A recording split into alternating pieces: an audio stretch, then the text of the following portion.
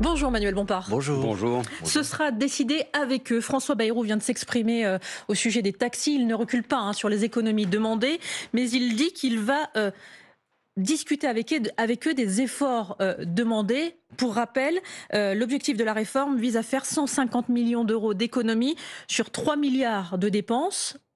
Que pensez-vous de la réponse du Premier ministre ? D'abord, c'est bien qu'il puisse y avoir un échange avec les taxis, parce que pour l'instant, il n'y en avait pas eu. Et moi-même, j'avais été sollicité il y a quelques jours par les taxis qui sont en grève en disant on voudrait quand même pouvoir être entendu, écouter, négocier. Il y avait eu des réunions avec la Sécurité sociale. Ouais, enfin pas avec le Premier ministre lui-même, pas avec le ministre des Transports lui-même. Et je pense utile de pouvoir entendre et écouter ce que les taxis ont à dire. D'ailleurs, ils l'ont dit, des propositions à faire. Ensuite, je trouve ça un peu curieux quand on commence une négociation de dire dès le début quel doit être l'aboutissement de cette négociation. Et Il peut y avoir des objectifs chiffrés. Oui, mais enfin, je pense quand même important de dire que c'est pas des cadeaux qu'on fait aux taxis. S'il y a aujourd'hui du transport médical qui est pris en charge par la sécurité sociale, c'est parce que ça correspond à un besoin. Et ce besoin, c'est qu'il y a des personnes qui ont besoin d'être déplacées, par exemple de leur domicile à un hôpital, pour pouvoir être prises en charge et avoir accès à des soins. La question est de savoir comment ce besoin est géré, notamment par les taxis conventionnés. Dans les faits, on est passé de 2 à 3 milliards de remboursements de taxis par la sécurité sociale en 5 ans. 3 milliards pour 40 000 taxis conventionnés. Il n'y a pas une dérive là ? Mais peut-être qu'il faut se poser la question de savoir pourquoi ces dépenses ont augmenté. Et peut-être que si ces dépenses ont augmenté, c'est parce que d'abord les besoins ont augmenté. On est confronté notamment, on le sait, à un vieillissement de la population et donc à des besoins en termes de santé qui augmentent. Peut-être que ces besoins ont augmenté parce qu'on est confronté aussi depuis des années et des années à une politique, par exemple, de suppression d'hôpitaux de proximité, qu'on a aujourd'hui 90% du territoire national qui est un désert médical et donc c'est des transports plus longs pour aller pouvoir avoir accès à des soins. Donc peut-être on peut se poser ces questions-là. C'est ce que dit ce matin le Premier ministre. Il y a pu avoir des fraudes aussi. Le vous ne Premier l'excluez ministre, pas, vous aussi ? il y a pu avoir des fraudes. Bon, s'il est capable de démontrer qu'il y a des fraudes, alors effectivement, il faut avoir des outils pour lutter contre ces fraudes. Mais on lit beaucoup sans même parler de fraude. Les choses. Moi, je soutiens, attendez, je veux être clair. Moi, je soutiens aujourd'hui la mobilisation des taxis. Je pense que les taxis, ils ont des propositions à faire sur la table. Ils sont pas fermés à l'idée qu'il puisse y avoir des économies. Je trouve ça un peu baroque comme manière de négocier, de dire on va discuter, mais dès le début, je peux vous dire qu'à la fin, ça sera de tel montant l'économie. Parce qu'il y a 40 milliards d'économies à faire et tous les efforts vont... Mais madame, il y a 40 milliards. Alors, si vous voulez, on va parler des économies, mais d'abord... On va en parler après, mais sur ce dossier des taxis, on lit beaucoup de... Non, mais on lit beaucoup... Non, mais sur les taxis, pour clore le sujet, sur les taxis, on lit pas mal de témoignages de taxis qui disent, voilà, mon chiffre d'affaires, il dépend très largement, parfois jusqu'à 90% de la sécurité sociale. Est-ce que c'est une situation normale ? Mais attendez, c'est pas la sécurité sociale qui paye les taxis. C'est les taxis qui déplacent une population qui en a besoin et ce déplacement, il est pris en charge par la sécurité sociale. C'est pas un cadeau que la sécurité sociale fait aux taxis. Non, c'est pas un cadeau, mais vous voyez bien que dans les faits, par exemple, il y a des bons de transport qui sont rédigés a posteriori de la course. Attendez, posez pas 10 questions qui sont différentes à la fois. Là, on me pose la question sur le besoin. Moi, je vous dis que si des taxis prennent en charge aujourd'hui le transport médical ou le transport sanitaire, c'est que ça correspond à un besoin. Bon, et je pense que si vous avez, par exemple, de la famille, parce que c'est souvent dans des territoires plus ruraux, par exemple, que les taxis ont une partie significative de leur chiffre d'affaires qui est consacrée à ce transport médical, vous êtes bien content d'avoir un taxi qui vient chercher les gens de votre famille pour pouvoir les amener à l'hôpital. Donc, il faut pas non plus faire croire que la sécurité sociale donnerait de l'argent aux taxis qui correspondrait pas à des prestations réelles. S'il y a du transport médical, c'est parce qu'il y a besoin de transport médical. Donc si après on peut améliorer la situation, les taxis eux-mêmes disent qu'ils sont prêts à le faire, mais pour ça il faut quand même qu'on puisse les entendre. Et je trouve que ce serait quand même de bonnes négociations, de pas fixer un objectif avant le début, et puis de retirer la convention telle qu'elle est pour l'instant, pour pouvoir remettre le dossier sur la table et pour pouvoir en discuter avec les taxis. Ensuite, vous m'avez posé une autre question qui est la question plus large des économies à faire sur le budget de la sécurité sociale. Bon, le gouvernement a l'intention de faire, si j'ai bien compris, 15 milliards d'euros d'économies cette année sur le budget de la sécurité sociale. Un rapport de la Cour des comptes qui a été publié il y a quelques semaines, qui dit qu'aujourd'hui, en raison des exonérations de cotisations sociales qui n'ont pas été financées par l'État, en raison de mesures, par exemple, de primes qui se sont substituées à des augmentations de salaire, le manque à gagner pour la sécurité sociale par an, c'est un rapport de la Cour des comptes, il est de 19 milliards. Donc, le déficit de la sécurité sociale, il a été créé artificiellement par des décisions politiques qui ont été prises pendant des années et des années où on a réduit le financement de la sécurité sociale et on nous dit maintenant on nous dit il y a un déficit. Si vous voulez lutter contre le déficit, vous augmentez. Ils ont permis d'autres choses, par exemple des augmentations de salaire. Il y a eu non, ça a justement pas permis des augmentations de salaire. Peut-être dans des entreprises permis des augmentations de salaire. Non, ça a été un effet d'aubaine pour notamment des grandes entreprises qui au lieu d'avoir recours à des augmentations de salaire précisément qui permettent de financer de par des cotisations sociales de financer la sécurité sociale, on a eu recours à la place à des mesures de primes par exemple, notamment la prime Macron, et à la fin ça se traduit par un manque à gagner sur la sécurité sociale. Et à l'époque on a dit c'est pas par la prime qu'il faut passer, c'est par l'augmentation de salaire parce que sinon on va nous dire il va y avoir un trou dans le budget de la sécurité sociale. Donc il suffit de prélever plus d'argent. Évidemment. Enfin, il suffit de prélever, il suffit de rétablir le financement historique de la sécurité sociale en France. Et en France, la sécurité sociale, c'est depuis l'après-guerre, c'est comme ça, c'est financé par des cotisations sociales. Donc si vous réduisez les cotisations sociales et que vous ne les compensez pas, après, il ne faut pas s'étonner qu'il y ait un déficit de la sécurité sociale. Donc oui, il faut augmenter les financements de la sécurité sociale. Et d'ailleurs, dans le budget de la sécurité sociale, quand il a été examiné, je pense, quand on a eu la chance d'avoir un débat parlementaire sur le sujet, c'était au moment du gouvernement de Michel Barnier. Je vous rappelle que nous avions fait voter des amendements à l'Assemblée nationale où nous avions généré 20 milliards d'euros de recettes supplémentaires pour le budget de la sécurité sociale. Monsieur Barnier a effacé ça d'un revers de la main et a passé en force son budget de la sécurité sociale par 49.3. Il a renoncé à toutes ces nouvelles recettes que nous avions mis en place. Et maintenant, il nous dit il y a un trou. Et le trou, comme par hasard, ça va être aux Françaises et aux Français de le payer. Non, moi, je suis pas d'accord avec cette logique. Je pense qu'il faut augmenter les financements de la sécurité sociale parce que c'est bien d'avoir de la sécurité sociale. Parce que si vous préférez des pays dans lesquels il n'y a pas de sécurité sociale et il faut avoir recours à des assurances privées pour la santé ou à de la retraite par capitalisation, allez-y. Mais je ne crois pas que ça soit le modèle français. Et moi, je suis attaché au modèle français de la sécurité sociale. Alors, il faut parler aussi des agriculteurs. À l'instant, dernière minute, la FNSEA annonce suspendre sa mobilisation. C'est ce que déclare le président du principal syndicat agricole. La loi Duplon, qui vise à lever les restrictions pour les agriculteurs, va être examinée directement en commission mixte paritaire après l'adoption d'une motion de rejet hier, à la demande même du rapporteur qui défendait ce texte. C'est technique, mais voilà, il n'y a pas de débat à l'Assemblée. Seuls sénateurs, 7 députés vont se mettre d'accord sur le texte pour contourner 3500 amendements déposés notamment par vous et par les écologistes. Est-ce que le piège s'est refermé contre vous, comme on a pu l'entendre ce matin ? D'abord, vous dites c'est technique, vous avez raison, c'est technique. Pour que les gens comprennent bien, la Macronie et la droite, aidée par l'extrême droite, a inventé le 49.3 des députés. C'est-à-dire, vous avez un texte de loi, et avant qu'on puisse débattre de ce texte de loi à l'Assemblée nationale, vous avez des députés qui ont décidé de se priver du débat sur le sujet et de renvoyer ça directement en commission mixte paritaire, où dans l'opacité la plus totale, quelques députés, quelques sénateurs vont se mettre d'accord sur une proposition de loi et venir nous voir à l'Assemblée nationale sans débat pour nous dire maintenant c'est à prendre ou à laisser. C'est pas une proposition de loi, je sais que ça c'est le titre, visant à lever les entraves pour les agriculteurs. C'est une proposition de loi qui propose, par exemple, de réintroduire des pesticides, notamment ce qu'on appelle des néonicotinoïdes. Ce sont des pesticides extrêmement dangereux. La question portait sur la technique parlementaire. Elle est importante parce qu'on a l'impression... Non, mais c'est la question, elle est sur la manière dont on débat dans ce pays. Chapuis, s'il vous plaît. Je vous promets que je vais répondre à vos questions politiciennes. Mais c'est pas politicien, c'est la question de la manière dont on débat de ces sujets. Parce que je pense que les gens qui nous écoutent, ils sont quand même intéressés de savoir que le gouvernement, les macronistes, la droite et l'extrême droite s'apprêtent à réintroduire en France des pesticides, et notamment un pesticide, un néonicotinoïde, dont par exemple le directeur de l'ANSES dit que les néonicotinoïdes sont le chlordécone de l'Hexagone, qui est un pesticide tueur d'abeilles, qui détruit la biodiversité et qui est dangereux pour la santé. Alors pardon, sur ce néonicotinoïde-là particulier, il est moins dangereux que les autres, ça c'est la différence. Madame, c'est pas vrai, il est dangereux. Si, non mais alors après, effectivement, là où je vous donne raison, c'est que les études sont insuffisantes pour montrer la toxicité de ce néonicotinoïde. Non, c'est pas vrai. Il y a des études qui montrent la toxicité de ce néonicotinoïde. Oui, des chercheurs indépendants. Tout le monde sait que ça détruit les colonies d'abeilles qui sont aujourd'hui des pollinisateurs de 3/4 des cultures à l'échelle mondiale. Oui, qui s'attaquent à leur système nerveux. Bon, ne dites pas qu'il n'est pas dangereux. Sinon, j'allais vous dire, buvez un verre de néonicotinoïdes et vous serez content, mais ou mangez une petite pastille. Mais je ne crois pas que vous en ayez envie. Quantité, comme dans tous les produits toxiques, il y a la question de la quantité, et vous le savez très bien, Manuel Bompard. Non. Sur ce sujet-là en particulier, Arnaud Rousseau, le patron de la FNSEA, il était à votre place hier, et il répond à cette question-là. Notre bataille, c'est celle de la souveraineté, de la capacité à produire dans notre pays à un moment où on perd cette capacité. Et je le redis, nous n'opposons pas, nous, agriculteurs, l'écologie et la production. On essaie d'être responsables.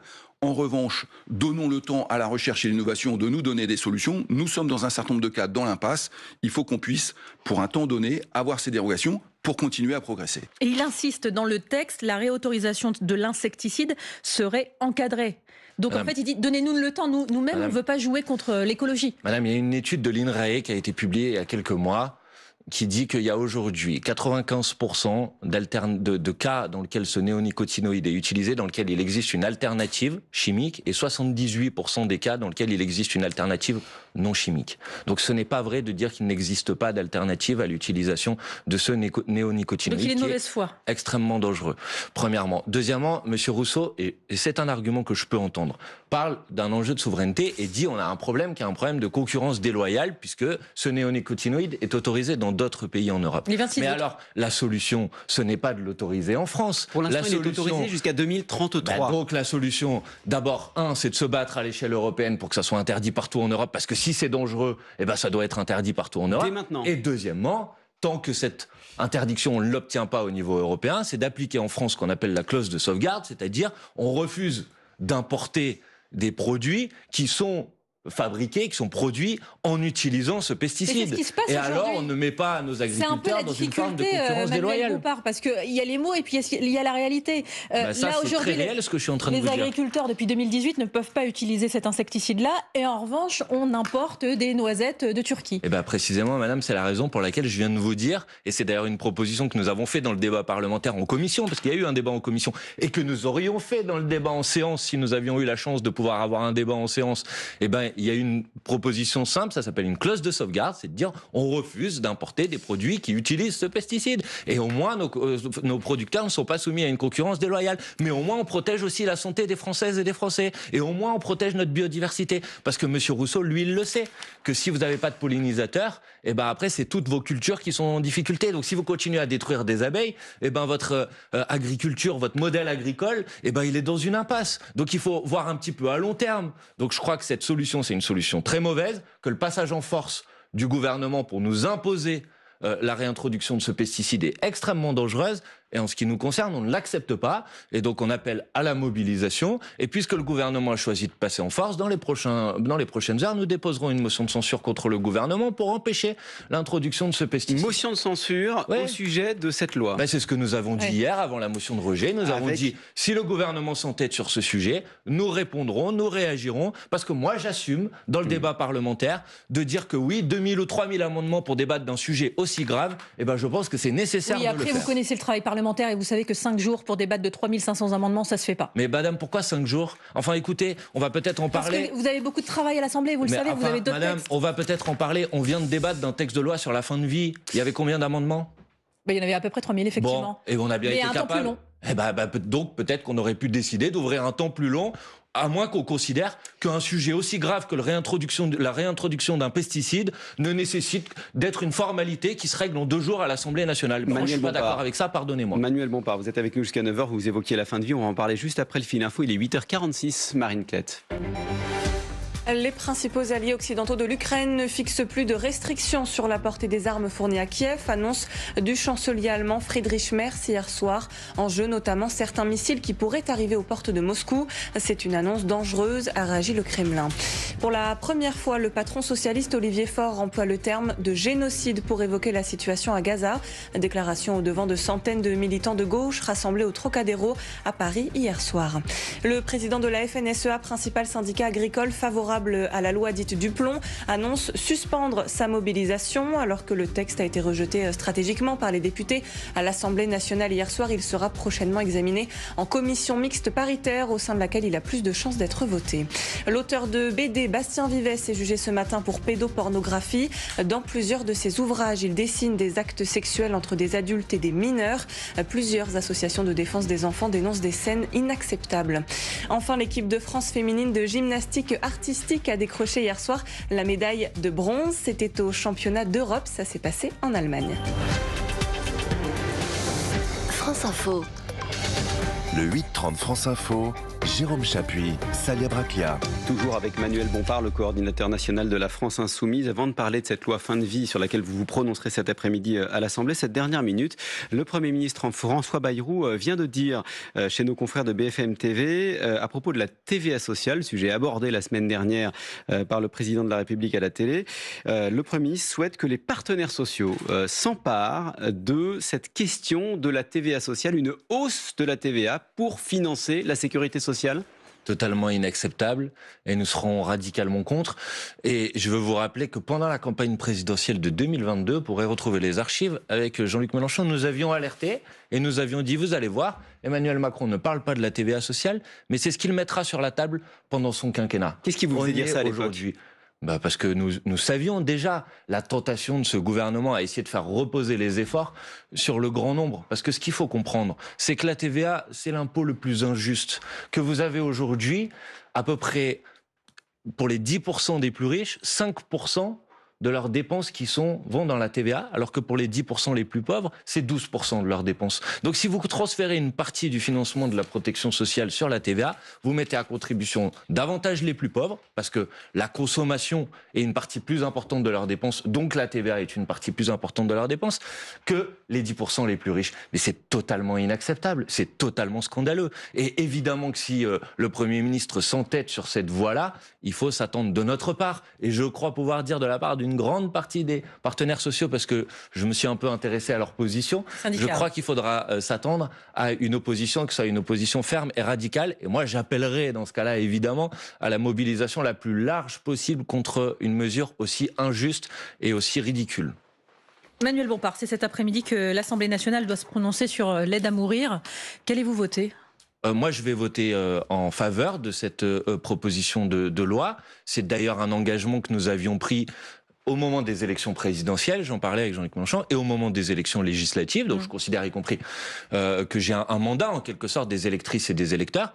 Je sais que c'est un sujet complexe, qui parfois renvoie à l'intime, à des affaires personnelles ou familiales qui peuvent être douloureuses. Il y a la liberté de vote aussi à l'Assemblée. Évidemment, à parce que sur un sujet aussi important, c'est normal que tout le monde se positionne aussi un peu au regard aussi de sa vision personnelle sur le sujet. Mais ce qu'il faut bien comprendre, et c'est le point sur lequel je veux insister pour les gens qui nous écoutent, c'est que en aucun cas, ça revient à imposer une obligation. C'est un nouveau droit, c'est une liberté. Et donc, aucune personne qui ne voudrait pas y avoir recours se verrait contraint demain d'avoir recours à la fin de vie. Donc c'est important de préciser ce point-là. C'est là, Manuel Bompard, où ça devient un peu plus compliqué. Selon la perception des gens, au-delà de la mobilisation des cultes qu'on a vu contre le texte, plusieurs centaines de malades et de personnes handicapées se sont rassemblées ce week-end près de l'Assemblée nationale. Cette loi me fait l'effet d'un pistolet chargé déposé sur ma table de nuit afin que je mette fin à mes jours, le jour où je me dirai que je suis un poids trop important pour mes proches ou que la société me dira que je coûte trop cher. Ces mots sont ceux d'Edwige Moutou, 44 ans, atteinte de la maladie de Parkinson. Comment vous la rassurez, Edwige ? D'abord, je respecte évidemment son point de vue. Je dois dire aussi qu'il y a aussi d'autres malades qui ont pris position pour dire au contraire, ou des familles qui disent parfois on est obligé d'aller dans d'autres pays parce que les personnes membres de notre famille ont envie d'avoir recours à ce droit et ne peuvent pas le faire en France. Donc, il y a des positions du coup. Attendez, il y a des positions qui peuvent être des positions différentes sur le sujet. Pour la rassurer, je vais dire une chose très simple. Dans ce texte de loi, il y a 5 critères qui ont été définis de manière très précise, qui encadrent les situations dans lesquelles on peut avoir recours à ce droit. Et évidemment, personne ne sera contraint, obligé d'avoir recours à ce droit s'il ne le souhaite pas. Et d'ailleurs, parmi ces 5 critères, il y a un critère sur le discernement pour être sûr que quand une personne prend la décision d'avoir recours à ce droit, elle le fait en pleine connaissance de cause et en ayant tous ses moyens pour le faire. Donc, aucune personne ne se verra contraint d'avoir recours au droit à la fin de vie si elle ne le souhaite pas. C'est une liberté qu'on ouvre, c'est un nouveau droit qu'on rend possible pour les gens qui le souhaitent. Et si des gens y sont opposés, je peux tout à fait le respecter.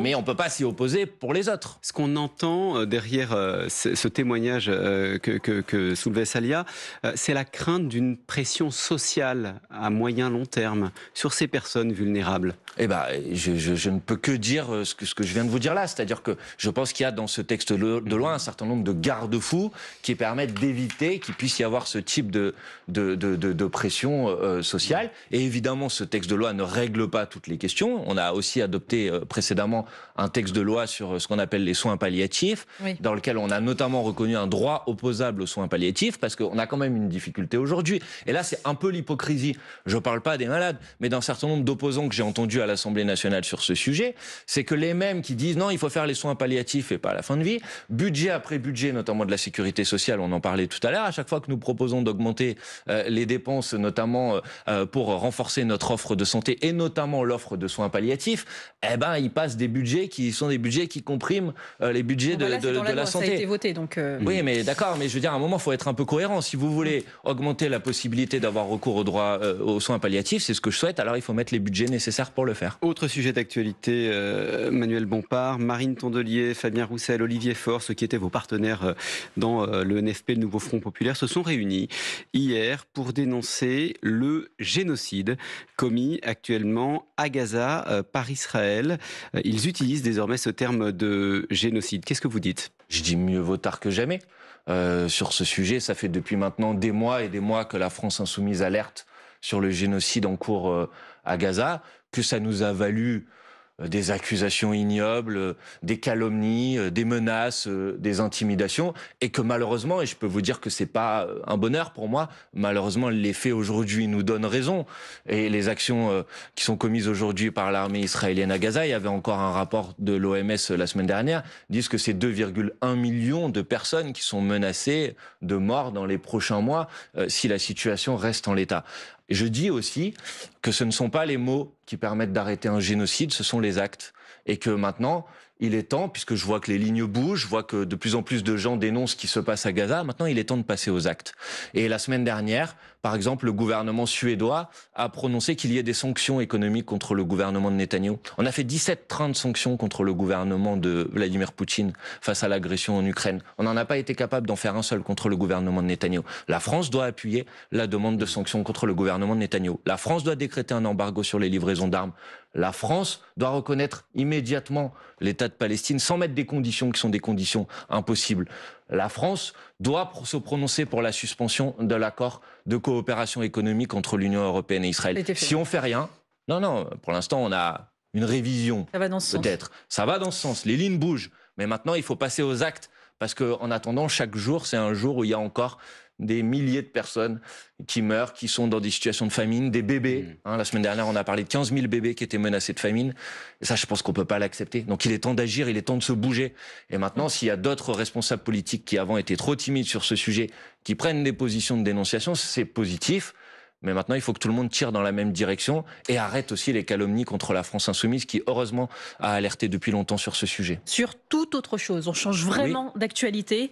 C'était une chamaillerie. On fait dire à une vidéo beaucoup de bêtises. Pour la première fois, le président de la République a dû démentir sérieusement une rumeur de scène de ménage après la diffusion d'une vidéo avec son épouse devenue virale. Vidéo qui a été surinterprétée dans tous les sens sur les réseaux sociaux. Qu'est-ce que ça dit de la pression qu'ont les réseaux sociaux sur vous, politiques ? Enfin, d'abord, moi, je n'ai pas réagi à cette vidéo et je trouve que l'écho qui a été donné à cette vidéo est assez pathétique, je le dis sincèrement. Je pense que ce qui est de l'ordre de la vie privée du président de la République regarde le président de la République. Et j'aimerais bien que cette règle s'applique d'ailleurs pour l'ensemble des responsables politiques.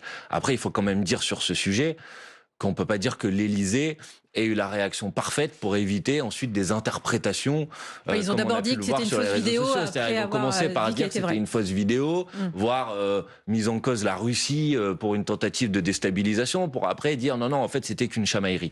Ce que ça dit, c'est que moi je souhaite, et je pense qu'on en a fait la démonstration ce matin, que les débats politiques ils se mènent sur le fond, que les différents projets politiques puissent être sur la table, qu'ensuite c'est ça la démocratie, les citoyennes et les citoyens ils puissent trancher, et qu'on n'aille pas faire intervenir dans le débat politique des aspects qui relèvent de la vie privée du président de la République. J'ai suffisamment de reproches à faire au président de la République dans sa politique, j'ai suffisamment de combats à mener contre lui, d'opposition à faire à sa politique pour pas avoir besoin d'invoquer cette vidéo. Le congrès du Parti Socialiste entre dans une phase décisive avec le vote aujourd'hui des adhérents. Il y a un clivage encore qui porte un peu sur vous, la France Insoumise. C'est bizarre. Est-ce qu'il faut, oui ou non, continuer de travailler avec vous ? C'est la question que se posent les socialistes. Comment est-ce que vous vivez cette situation ? Je n'arrive pas à comprendre si ce clivage existe vraiment, parce que quand j'entends aujourd'hui Olivier Faure, Nicolas Maillard-Rossignol ou Boris Vallaud, qui sont les trois candidats, j'ai l'impression qu'ils disent désormais tous la même chose. Les ponts sont rompus. C'est ce qu'ils disent. Ils disent que la France insoumise, il n'est pas question de travailler avec eux, alors qu'ils étaient, je crois, bien contents, après l'élection présidentielle de 2022 et encore l'année dernière, au moment de la constitution du nouveau Front populaire, d'avoir les militants insoumis pour faire leur campagne. Oui, donc, mais alors justement, ça pose la question quand même de 2027. Ce qui va se passer au PS aujourd'hui va déterminer aussi ce qui va se passer en 2027. Comme Raphaël Glucksmann, vous ne voulez pas de primaire pour 2027, primaire à gauche, c'est pourtant la proposition de François Ruffin. Donc vous partez dispersé au premier tour. Vous croyez vraiment avoir une chance d'atteindre le second comme ça? Mais madame, d'abord, moi, je souhaite, et je l'ai dit, et d'ailleurs c'est la position officielle de la France insoumise qui a été compris, votée par l'ensemble des insoumises et des insoumis. C'est de dire que nous considérons, nous, la France insoumise, au regard des 22% des voix que nous avons réalisées à la dernière élection présidentielle, du fait que nous sommes le groupe politique de gauche le plus nombreux à l'Assemblée nationale, que nous avons la responsabilité de proposer une candidature à l'élection présidentielle. Mais ensuite, nous proposons de créer les conditions pour que cette candidature puisse être une candidature commune à d'autres. Et d'ailleurs, ça devrait pas être très compliqué puisqu'on a été capable de se mettre... Attendez, ça pourrait être une candidature au-delà de la candidature de la France insoumise. Et d'ailleurs, regardez, on a été capable aux dernières élections législatives de se mettre d'accord sur un programme. Le programme du nouveau Front populaire, et avant cela sur le programme de la NUPES. Pourquoi aujourd'hui, nous, on continue à porter ce programme? Merci. Donc après, si certains ne veulent plus porter ce programme, ils prennent le risque de la division, c'est leur problème, mais nous, en tout cas, on continue à porter les mêmes orientations programmatiques et on le fera au moment de l'élection présidentielle. Merci. Manuel Bompard, le coordinateur national de la France insoumise, était l'invité de France Info.